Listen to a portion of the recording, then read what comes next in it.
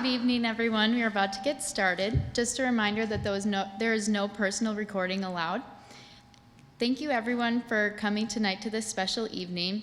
Welcome to the thousands tuning in online via live stream as well. My name is Jenna Frett, and I'm the chair of College Republicans at UWM. Our organization has grown a lot over the past few years. College Republicans frequently reaches out to students at tabling events and informs them about meetings, events, and general information about the Republican Party. Our goal during these times is to inform students about our open-minded organization and allow a place where individuals can express their conservative beliefs. As the semester nears the end, we would like to encourage all UWM students in attendance tonight to sign up for our organization and continue to get involved. I would like to thank my executive board for helping to make this event happen. I would also like to thank Young America's Foundation and YAF's Vice President, Pat Coyle, for making this lecture possible.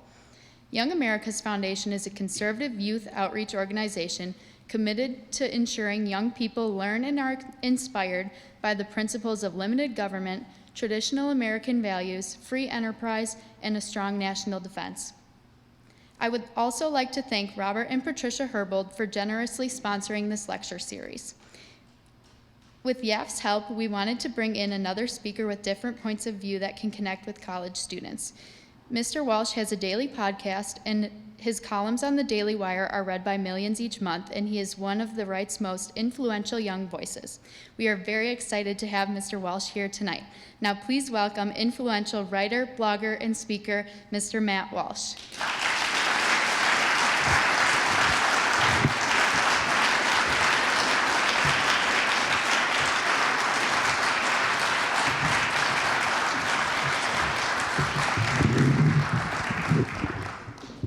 How are we doing this?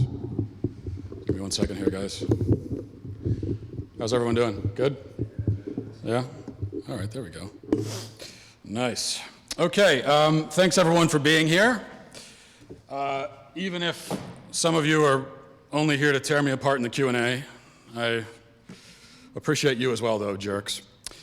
And I want you to keep one thing in mind. It's neither here nor there. It doesn't really matter. But I did tear my Achilles a few months ago, and I'm still disabled. Therefore, attacking me would be a hate crime. But do what you want to do. I'm not telling you, but commit a federal hate crime if you want to. Go ahead. I'm just letting you know. My original plan with this talk was to discuss the left's war on reality, as was advertised. The war being waged primarily through the efforts to redefine life, marriage, and gender. This is a talk that I've given on a number of campuses, and I enjoy giving it because, frankly, it's a really good talk, if I'm being honest with you. It's also an important subject. However, my last talk was live streamed, as is the one tonight, and so I was told that I probably shouldn't do a rerun. Nothing wrong with reruns, personally, but I've seen each episode of The Office like 26 times. Seasons 1 through 4, the other seasons don't count, in my opinion. But I wanted to give you something fresh today. And that works out because what I'm going to discuss instead is certainly related to the war on reality. There's plenty of crossover. What I'd like to focus on is how our culture specifically attacks, disparages, undermines, and attempts to destroy masculinity. And I want to focus it even more narrowly than that and consider especially the effects that this campaign has on young men and boys. Now, this is a problem that I think is not talked about enough, not well enough understood, and too often denied, especially by people who've staked a lot on the claim that women, not men, are uniquely disadvantaged in our society. Now, I don't deny that women have unique challenges and obstacles that they face with their experience, but I think that there is much more of a coordinated, sustained, all-encompassing, suffocating effort to attack men, particularly young men. Now, I'm not really talking about rights. This is not a discussion of rights, okay? I think we talk about rights too much, to be honest with you. So much that nobody even knows what rights are anymore. It's just a buzzword. So much that nobody seems to grasp the distinction between a statement like, you shouldn't do or say such and such, and you shouldn't be allowed to do or say such and such. This is why anytime you criticize, I'm sure you've noticed, if you criticize any behavior or any opinion whatsoever, invariably someone's going to rush in and say, well, I have a right to do that. Well, nobody said you didn't. But just because we say that a certain behavior is bad, stupid, whatever, doesn't mean we're saying that you don't have a right to do it. Unless we are saying that, and of course there are bad and stupid things you shouldn't have a right to do, but if that's the case being made, then you'll know it. As to rights, American women have nothing to complain about. Feminists like to pretend that the fight for women's rights is alive and well because they make a lot of money pretending that. These feminist organizations do. But the fight is over. There's nothing to fight for anymore. Women have all the same rights as men, and indeed have some legal rights that men don't have. For example, the right to murder their children. Women are unique in that they have absolute authority over the life and death of their child in utero. Men have no legal say whatsoever at all. No right. Women have all the rights. So just contemplate, meditate upon this disparity. A woman and a man together conceive a child. It's both of their children. For 9 months thereafter, the woman has the absolute authority to kill that child, and it does not matter what the father says. Now, whatever else you have to say about that, you must admit that that is a right and a power that women have legally that men do not. But as I said, this conversation isn't really about rights. It's about how the culture works. It's about attitudes. It's about powerful forces in our society that not necessarily legal forces. And it's about how we got to a point, speaking of inequality, where the vast majority of drug addicts, homeless people, prisoners, suicides, dropouts, and homicide victims are all men. That's male privilege for you, by the way. When someone talks about male privilege, what are they really saying? Well, males have the privilege to die young, basically, whether by murder, overdose, suicide, combat, execution. How did we get to this point? Why is our culture so bad for boys and to boys? Bad for girls too, it's bad for everybody. But I think we fail to recognize and appreciate the unique struggles that boys face. Partly we fail to recognize it because we are too busy, as I said, worrying about the mythological patriarchy's persecution of women. Partly we fail to recognize it because collectively we just don't care that much about boys, if we're being honest. Partly we fail to recognize it because men are not as likely to talk about their own plight.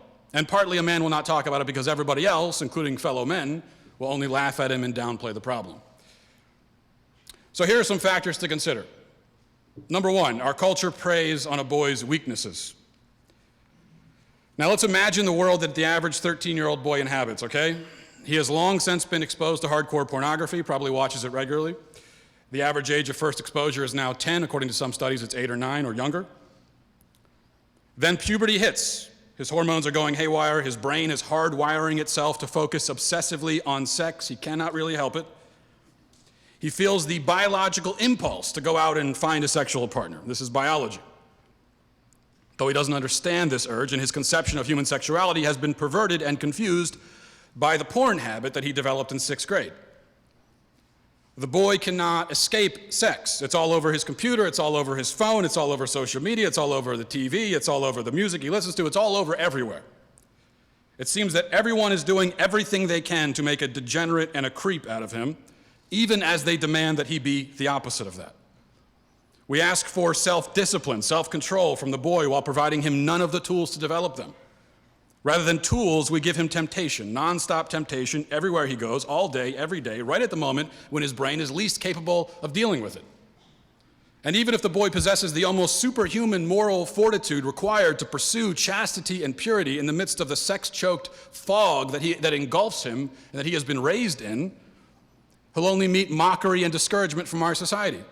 The very people who demand that he respect women and control himself will heap scorn on him if he tries to do exactly that. Again, the boy will need to call upon his superhuman courage to ignore the jeers just as he rejects the temptation so that he can walk the path to virtue on his own with no help from anyone. Now, most boys don't have this courage. Most adults don't have it. Yet we expect of our boys a virtue that we do not possess and have never demonstrated. Number two, the education system is designed for girls. There is a reason why girls outperform boys in school.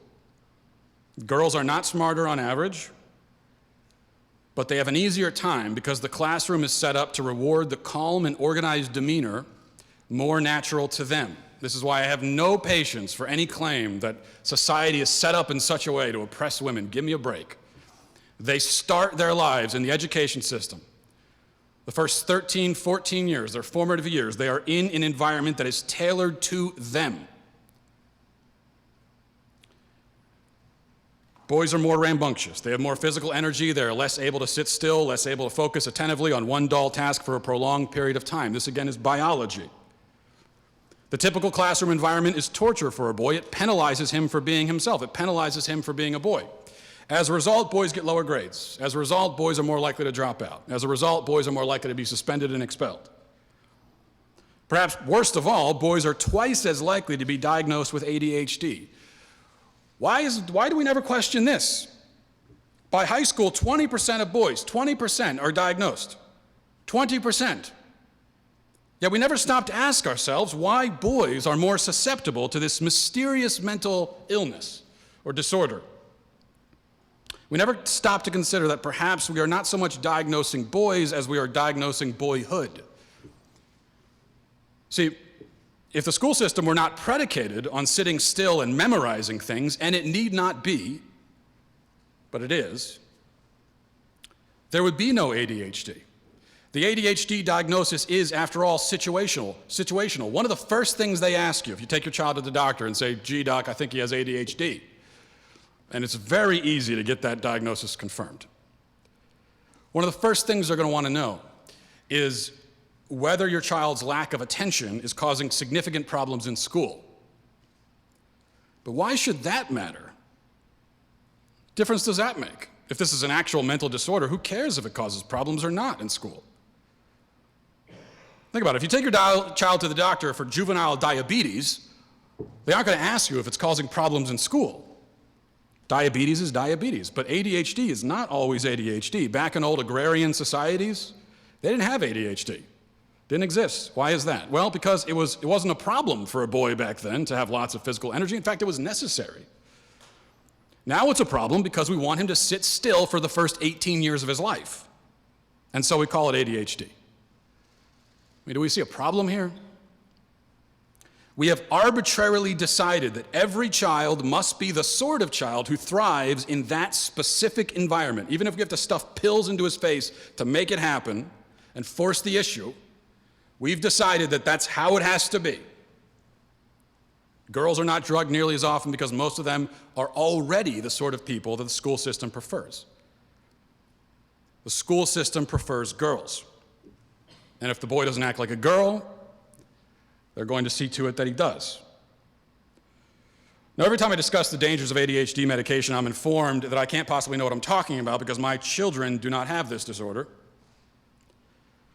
Of course, the assumption that people who have been personally affected by a certain thing must therefore be more knowledgeable about it and more credible when discussing it is ridiculous. This is why so many conversations these days are very difficult, because you're trying to talk about something in principle and then someone comes in and that says, well, let me tell you my personal story about how I've been affected by this. I empathize with your personal story. It's actually irrelevant, though, to this conversation. Just because you have car trouble doesn't make you a mechanic. If it did, we wouldn't need mechanics. But as it happens, I do have experience. My 6-year-old boy fits the ADHD label by any measure. To simply call my 6-year-old son, energetic would be a fantastic understatement. He's like a squirrel that just ate a pound of coffee beans, runs through the house at breakneck speed, fighting off imaginary pirates and dragons. He pole vaults over banisters, jumps over couches, literally bounces off the walls, literally climbs the walls, literally climbs them. Like, I walked into the room the other day, and I didn't see anyone in the room, and I look over, and he's on the wall, and I'm like that, and he had shimmied his way up the wall like this, and he was just hanging out up there. I don't know. It was like something from The Exorcist, but he can't sit still or stop talking, and you can't stop him from talking by leaving the room. He'll continue the conversation even with no one there to respond to him. He's a little bit like his mother in that way. She's not watching this. It's okay. He reminds me a lot of Macaulay Culkin in Home Alone, wandering around the house narrating himself to himself. Now, he does have trouble learning academically in a formal setting. His twin sister is significantly more advanced when it comes to ABCs and 1, 2, 3s. She's also capable of sitting still for several minutes at a time, coloring or drawing or, brushing her doll's hair or whatever. She even likes to clean for some reason. She's better at it than I am. My son cleans by picking up all the items on the floor and throwing them onto the nearest piece of furniture and then jumping on the pile. Now, he could easily earn an ADHD diagnosis if we sought one, but we're not going to seek one Because the boy is not sick, he's not disordered, the boy is a boy. More of a handful than some boys, less of a handful than others. That's his personality, that's who he is. And I cannot imagine treating it like the manifestation of a mental disease. Besides, like almost every other kid with an actual ADHD diagnosis, he can learn, he can focus, he just doesn't always learn the things we want him to learn in the way we want him to learn them. He can't remember how to spell simple words, but he can remember songs. He sings all the time. He knows, he knows his superheroes backwards and forwards. Not useful information, but it is information anyway.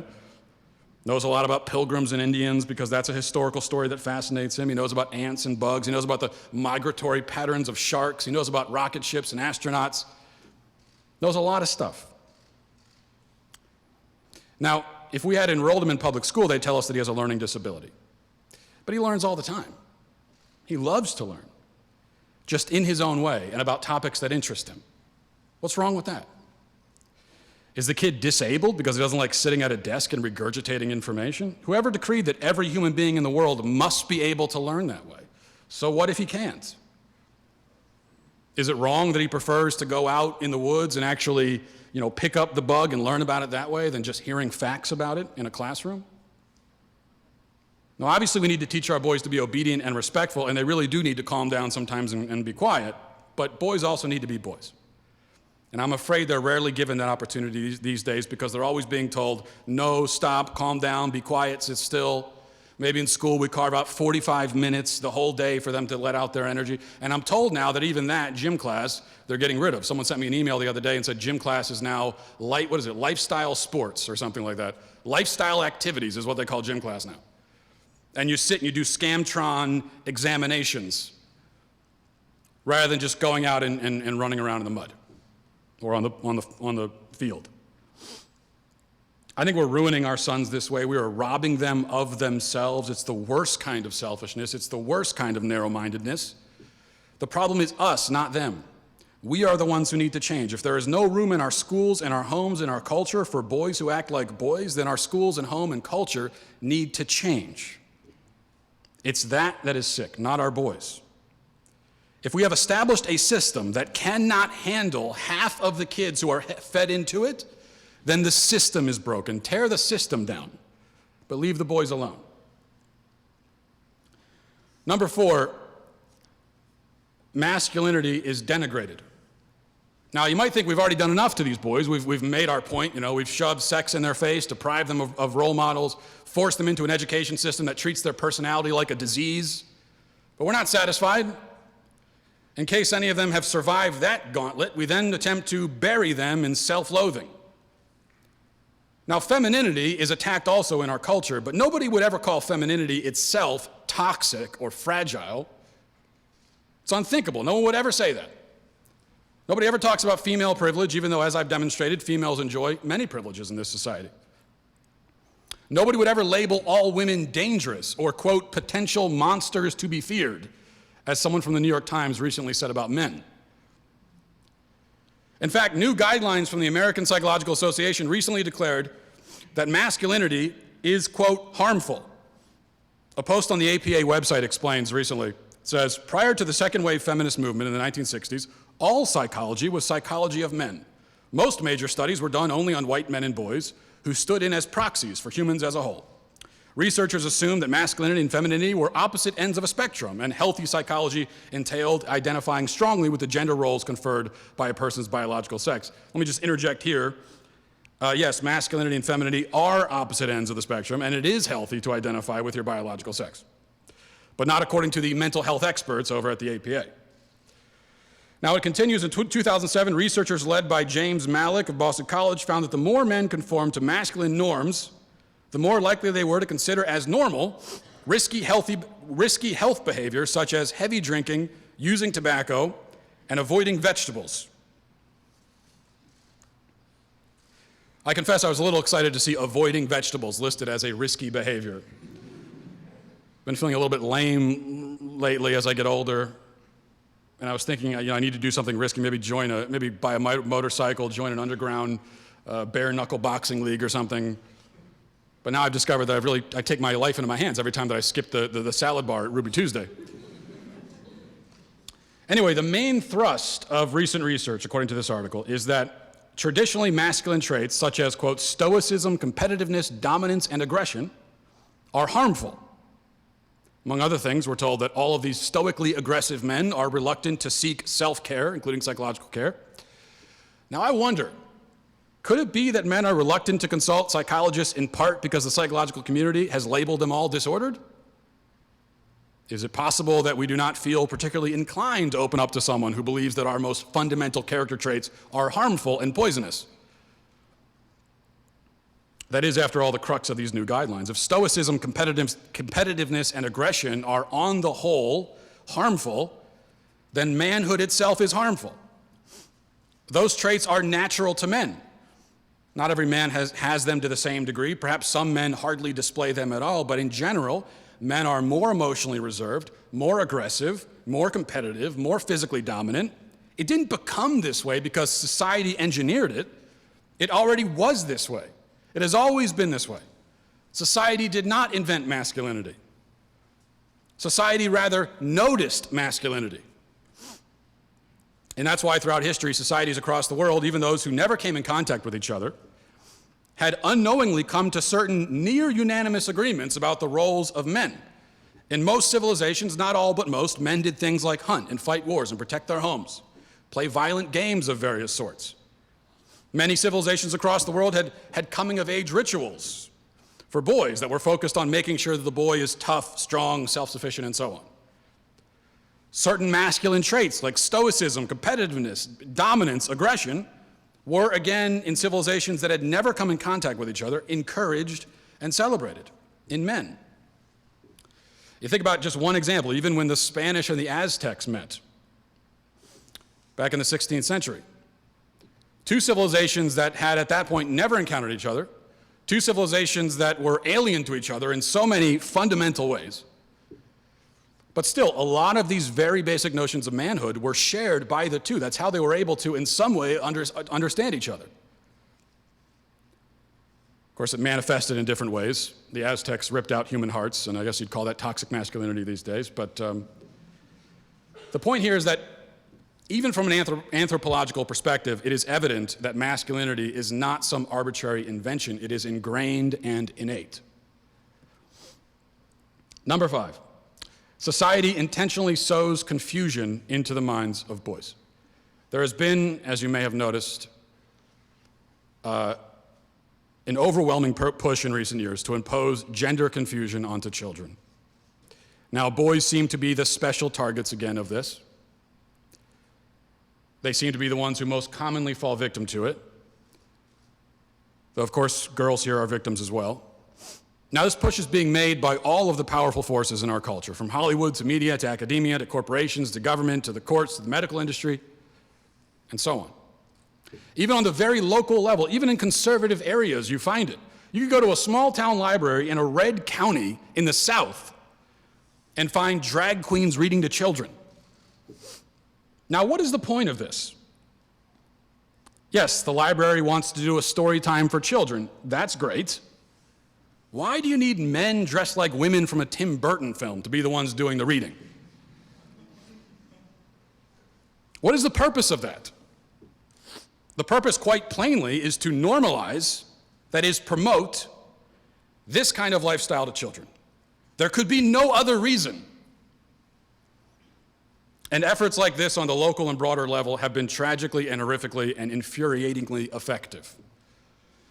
More and more children, most often boys, end up falling prey to this disorder. And when they do, when a child, a boy, expresses a perfectly natural, given the circumstances, confusion about his gender, rather than alleviating that confusion, rather than explaining the truth to him, his parents and the schools and the doctors are often eager to foment the confusion, fertilize it, water it, make it grow. It should be very easy if your 4-year-old boy comes to you and says, Mommy, I'm a girl. It's very easy to say, no, you're not. That's it. That's all you have to say. But now you have these insane, abusive parents who hear that from a 4-year-old and say, well, my God, you must be a girl. And they'll even use chemicals and drugs to seal the deal. It is legal in this country to give children the same drug they use to chemically castrate sex offenders. A gender-confused boy can be legally chemically castrated in this country, and it is happening, all because he didn't understand some basic facts about himself and about sex. And why didn't he understand them? Because nobody ever told him.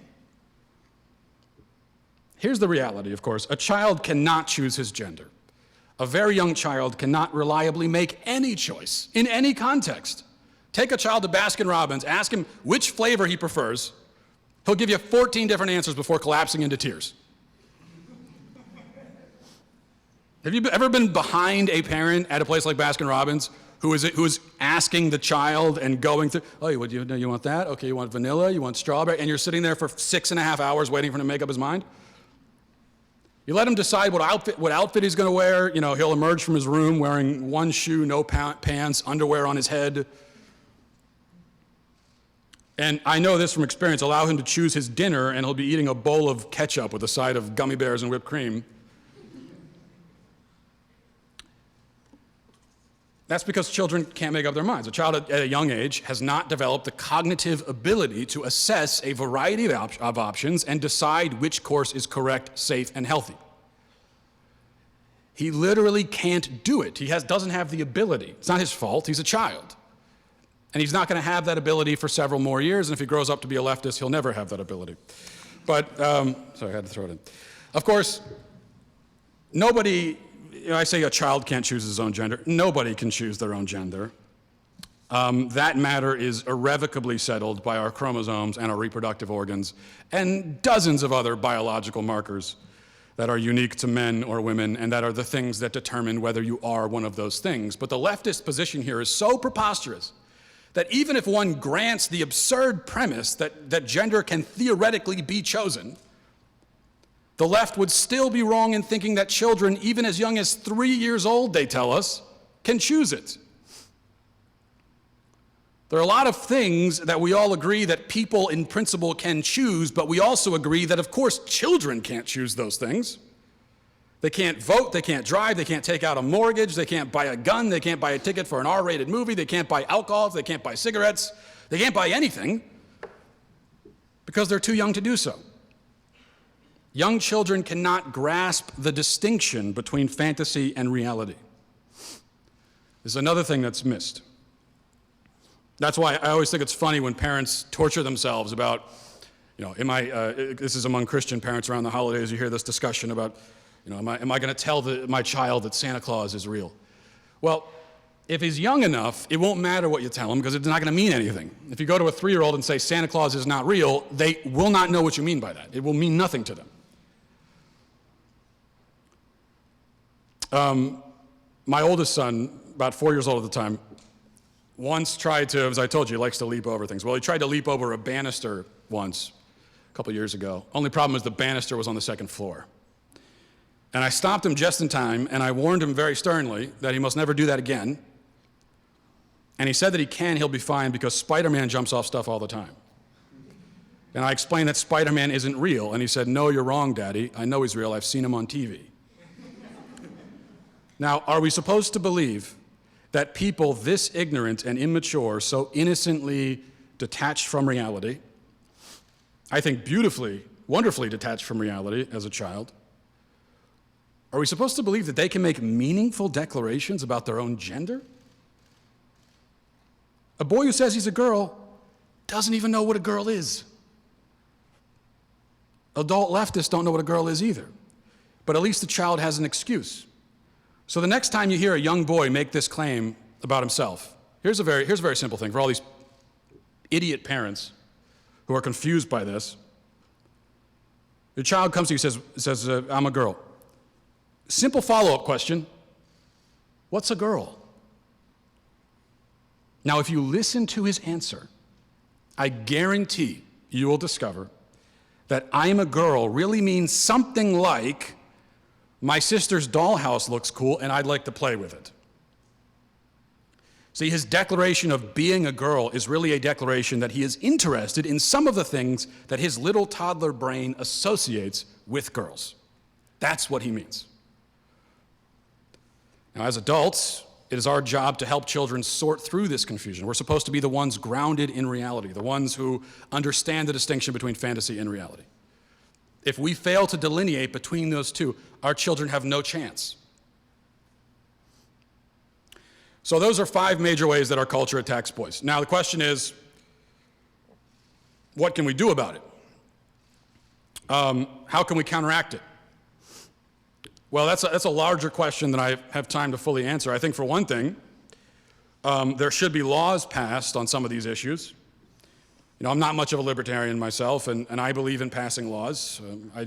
I prefer good laws. So applause for laws over there. Good. Laws are good. Well, good laws are good. That's my provocative opinion. So I believe that pornography should be banned under the same principle and for the same reason that prostitution is banned. Pornography, after all, is just prostitution with a camera. Doesn't make any sense to me. You know, prostitution is, legal in 1 state, illegal in 49, I think. And so what we're saying is, well, you can't get paid for sex, you can't monetize sex, unless you put a camera in the room, and then it's okay. What? Shouldn't it be more illegal in that case? Now that you're involving more people, how does that make it legal now? It doesn't make any sense to me. There should be laws against castrating children. Now, it's amazing that such laws are necessary, but they are. In my opinion, these parents who dress their sons up as girls and bring them to perform at gay nightclubs as drag queens, those parents should be arrested and thrown in jail for child abuse. I think our entire approach to education needs to change from the bottom up. It all needs to be reworked. The mass-produced, assembly line, factory-style education system just doesn't work. It especially doesn't work for boys. A more localized, more personalized, freer, less stringent form of education is needed. This is where homeschooling comes into play. And of course, finally, we need fathers to be fathers. Boys need to be taught how to be boys, and they need fathers to do the teaching. A mother cannot teach her son how to be a man any more than I can teach my daughter how to be a woman. Now, I can teach her, which is really important, how a woman ought to be treated by a man, but I cannot shape her in her femininity the way that my wife can. Likewise, my wife cannot form and harness our son's masculinity the way that I can. Neither can we rely on TV or pop culture or the schools to do the job. They're not going to mold my sons, they will simply obliterate them. Everywhere a boy turns, if he cannot turn to his father, he will find powerful forces trying desperately to drag him into despair, confusion, and self-loathing. Now, the feminists say that masculinity is fragile, and actually, in a way, they're sort of right. A young boy's identity is a fragile thing. It needs to be protected. A boy is bursting with energy, dreams, ambitions. He feels a deep longing to use that energy, take those ambitions, do something with it.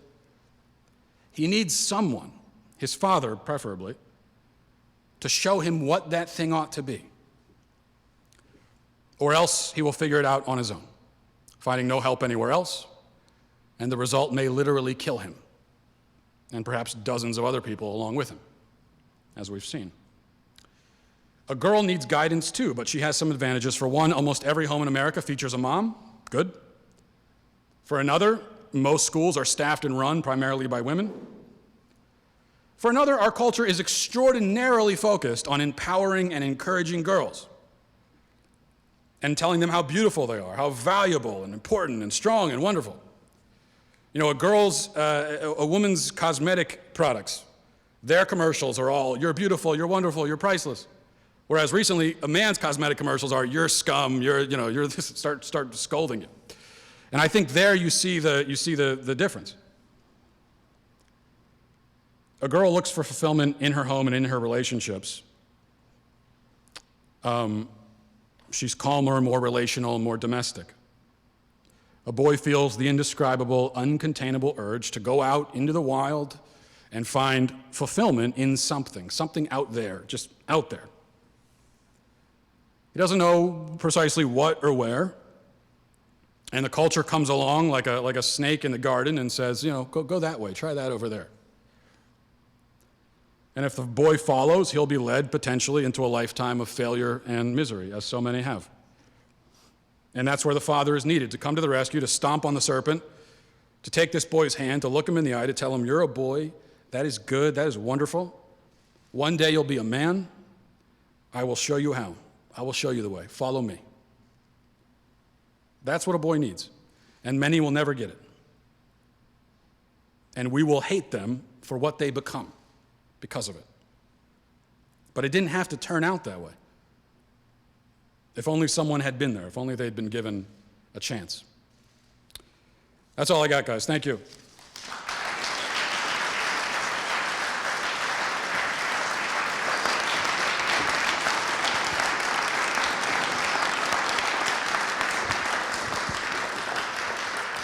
All right.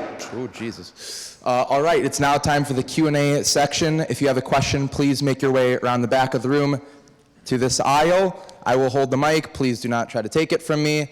If you have a question, please frame it as a question and not a statement, and there will be no follow-ups. Cool. Make your way to this aisle if you have any questions.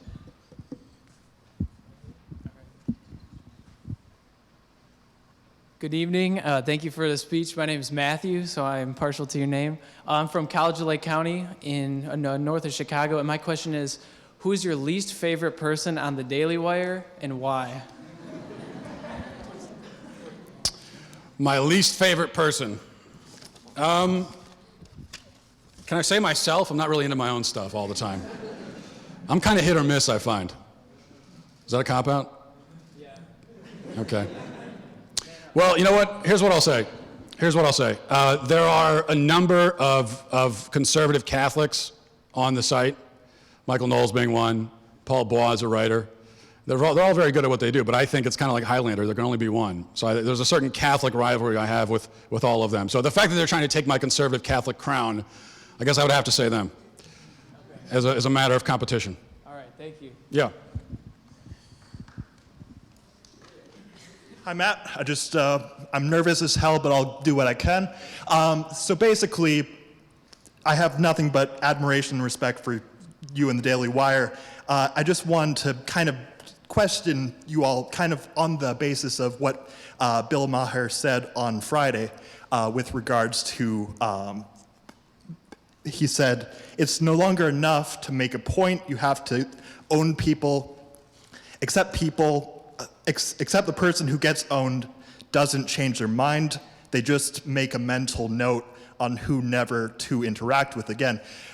Of course, many people accuse the Daily Wire for one reason or another.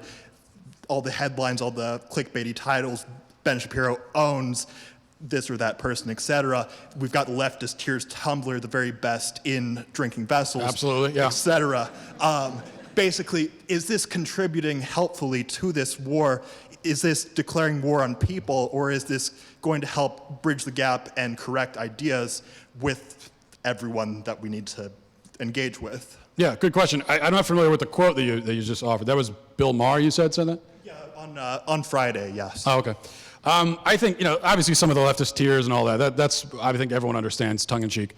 And, sometimes with YouTube videos and clips, you end up with, you have to play the game with the clickbaity title to get people to click on it. But I think when it comes down to it, that's what these kinds of events are. I mean, as me and Ben and Michael and Drew, we all do these events, and we want to have conversations with people. And I do think that's important.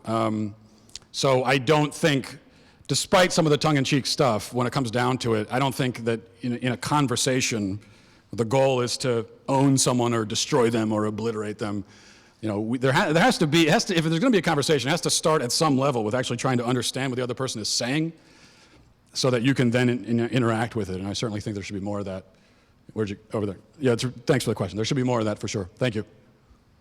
Do you think Young American Foundations made the right choice when they disassociated with Michelle Malkin following her speech where she refused to disavow Nick Fuentes and the America First movement?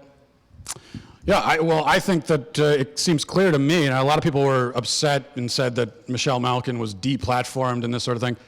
I'm certainly against deplatforming, especially when when you've got these major corporations, Facebook and Twitter, that are conspiring to deplatform people, as has happened. I think that's very dangerous for our democracy and certainly for free speech.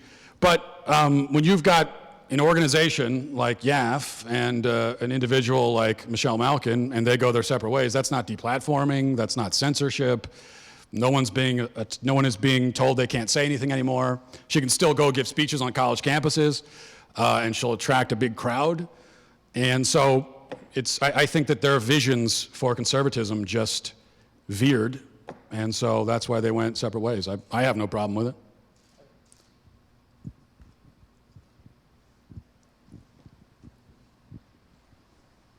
Hello, I'm Maverick. What sort of a dystopian future do you think we're headed towards? I think about that. I think we're already in it. I mean, I'd like to say on one hand we're sort of in the dystopian future. I think 10 years ago,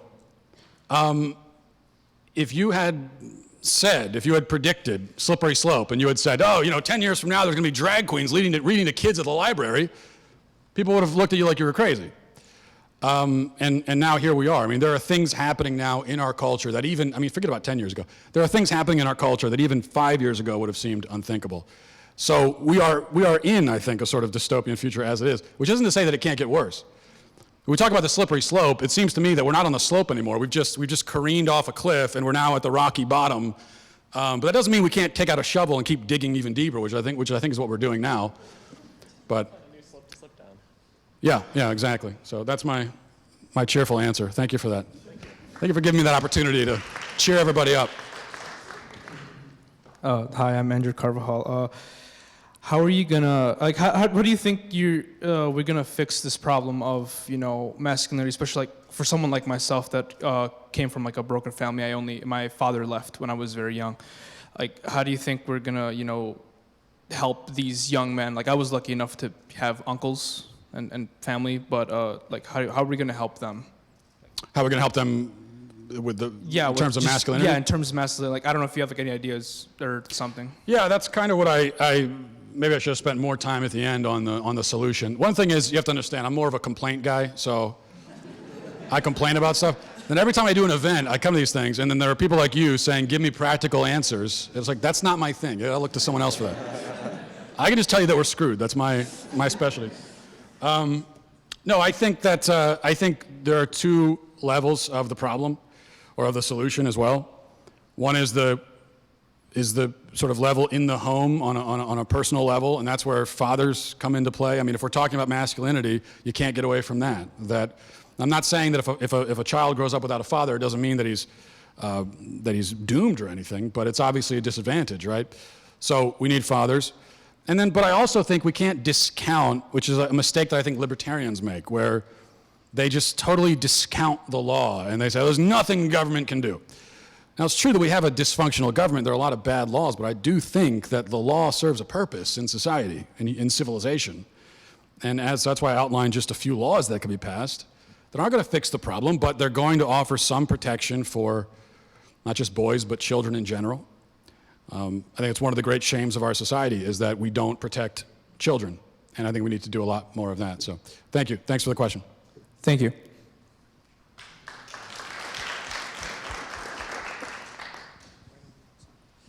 Hey, Matt, another Catholic, love your podcast. Just a quick question coming off of what Pope Francis, they talked about yesterday here.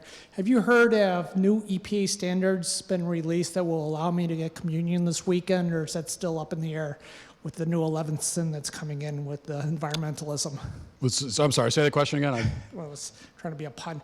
I was asking if the new EPA standards have been released so that I can still get communion this weekend based on the new 11th commandment. Oh, okay. Sorry, I ruined your joke there completely. I just stepped all over it. You're talking about Pope Francis and the ecological sins and so on. I am. I'm Catholic too. Yeah, I'm certainly not a fan of this Pope. I've been very critical of him, and I think that we live in a time. I talked about confusion. We live in a time where it's not just young boys that are confused. Everyone's confused, and people are confused in the church, and so we need clarity. I think that's the main thing we need from someone like the Pope, or on a more local level, priests and pastors in their churches. We need you to be clear and show the way, guide the way through the fog. And my main gripe with Pope Francis is that we just get nothing but confusion from this guy. We just get nothing but, it seems like he's saying this, and then later the Vatican says, oh, he didn't really say that. Well, then what did he say? Oh, I don't know, figure it out. And I just think it's been disastrous. So, although ecological sin is obviously silly and absurd, I think we all agree that we should respect the environment and we shouldn't go out of our way. We shouldn't be like the villains in a Captain America or as a Captain Planet cartoon. Right? Yeah. You've got the villain who's just for no reason killing trees just as his dastardly plot. We shouldn't be doing that either. I think we can all agree. But the idea that you need a new category of sin for ecological sin is silly. So thanks. Thank you for that. All right, thank you.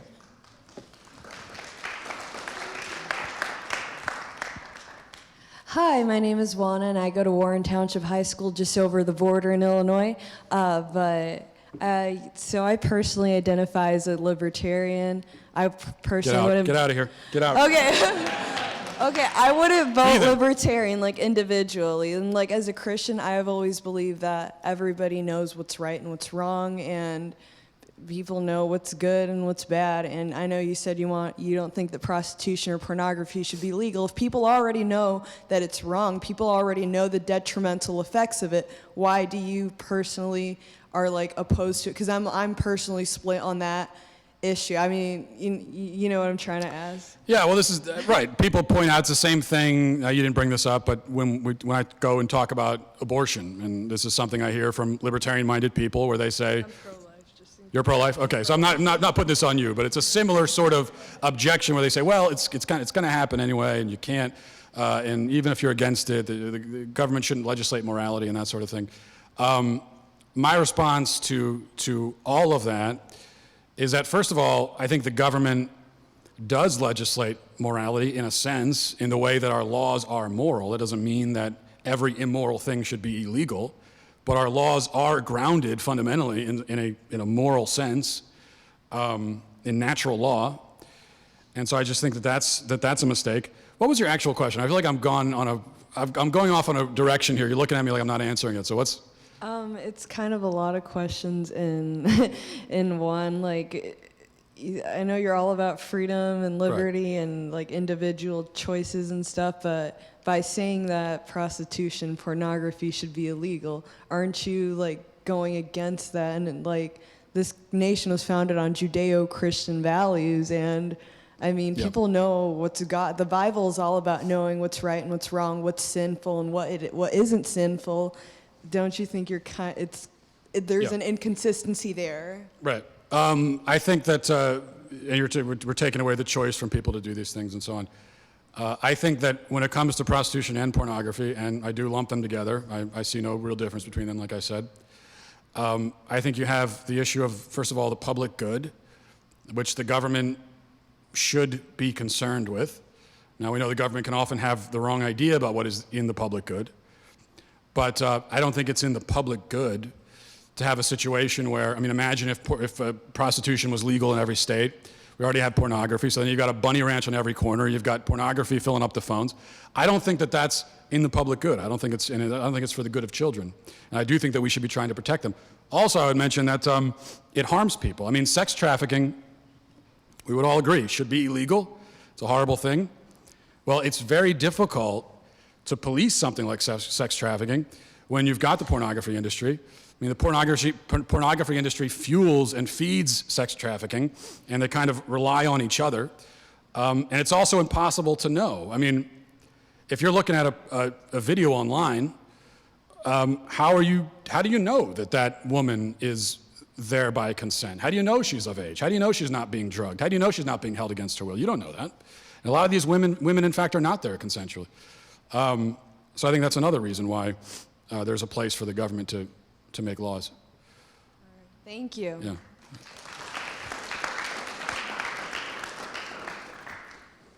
Hi, I'm Andrew, and you brought up how, like, the male ads show that, like, we are scum, essentially. You said that. Yeah.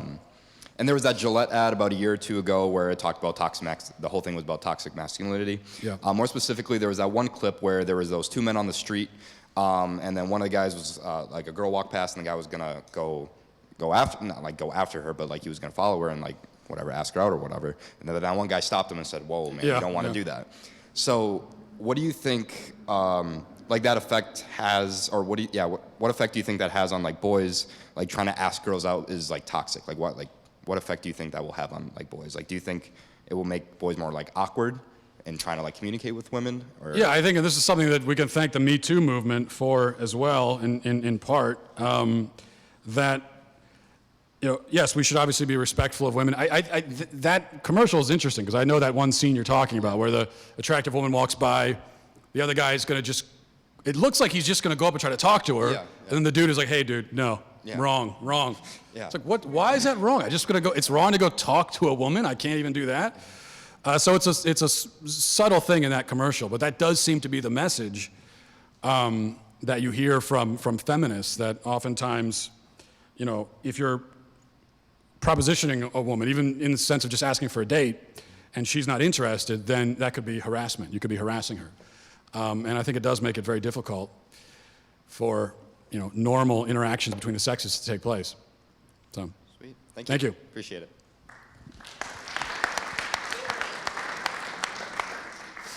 Hey, Matt.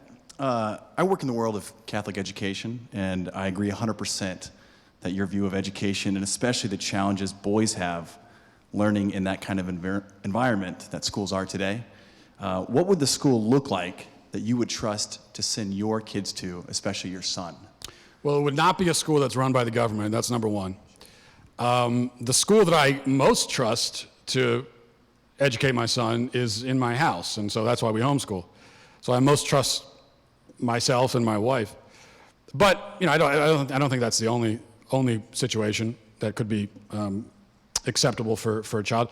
I think a school that's not run by the government, smaller, you know, and I know that this would be difficult to initiate across the entire country, but when you've got a school, forget about the fact that it's run by the state, when you've got 30 kids in a classroom with one teacher, well, then you have no choice but to do this kind of mass-produced education thing, and you need everybody to be on the same page. You just don't have the resources or the time to give everyone individualized attention. So I think the school is not run by the state, smaller, and it gives kids a little bit of freedom to learn in their own way. And there are schools out there like that, but of course you can't, we're in a situation now where not every kid can attend a school like that, but thank you. This will be our last question for the evening. Oh, okay. Hi, my name is Jacob. I'm also from College of Lake County, which is down south a little bit. So, like, I'm a Catholic myself. This is gonna be kind of an easy question, but like, what is your favorite pope that you've lived through out of all the ones? Pope that I've lived through? Yeah. Okay, well, I've only lived through 3, and I mean, look, JP2 is, I think every Catholic is a fan of JP2, but for me, when I was coming of age and I became really sort of aware, he was already sort of older and not as active. So I'd have to say, I would say Benedict. I could give you a 30-minute answer on this. This shouldn't have been the last question. Here's what I'll say. I'll say Benedict, although there's a huge caveat. The fact that Benedict left and is still alive, and he was replaced by the current guy in there, that makes me, I do hold a little bit of a grudge against Benedict for that. Not that I want him to die, but I mean, he left because he said he was sort of on his last leg, and now it's 8 years later, and he's still hanging out, you know, playing I'm a little pool bit or whatever. partial to John Paul II because I'm Polish, and like every single Polish person in the world just adores him. If you go to any Polish household, they have like 40 pictures of him in every single Well, that's perfectly acceptable. I will not have any problem with that at all. Thanks for the question. You said it's the last question? Are there any questions from, now maybe you guys have noticed that at some of these events, there have been these guys called the groupers that show up and they like to ask questions. Now is there anyone in the audience in that group who'd like to ask a question? Because if I don't do this, they're going to claim that they were shut down and not allowed to ask a question. So anyone, is there anyone who'd like to ask? I'm really would like to, none? Okay, all right, well. That's fine too. What? What's your favorite color? Now see, that's finally, now we get a real question. It's, of course my favorite color is pink, okay? I don't believe in the gender paradigm, all right? So, thanks guys, appreciate it.